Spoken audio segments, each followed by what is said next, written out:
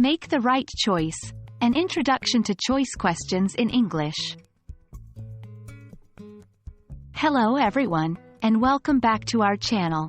Today, we're going to delve into an essential component of conversational English: choice questions. This fascinating form of questioning not only makes our conversations more interactive, but it also grants the person you're speaking with a degree of control over the conversation. Ready to learn more? Let's dive in. At their core, choice questions are queries that offer two or more possible responses to the listener. Unlike yes, no questions, where the answer is either yes or no, choice questions provide specific options for the respondent to choose from. You might already be using these types of questions in your everyday conversation without even realizing it. A simple example could be, do you want coffee or tea? Forming choice questions in English is easy. You typically start with a question word like do, is, or are. Then you provide the subject, the verb, and finally, the choices, separated by or. The general formula is question word plus subject plus verb plus choice 1 plus or plus choice 2. Here is a straightforward example.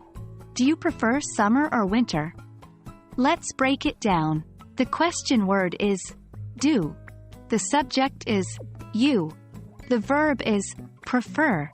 The choices are summer and winter. And there you have it. A perfect choice question. Now that we understand what a choice question is and how to form one, the next question is, when should you use choice questions? The answer is fairly simple. Whenever you want to give the person you're speaking with specific options to choose from.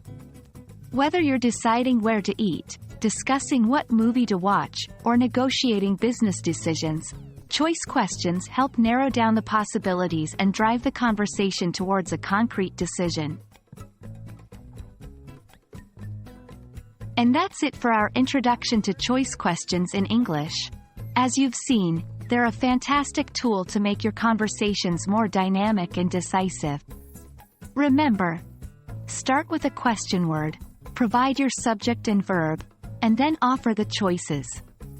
Happy practicing, and keep making the right choices in your English conversations.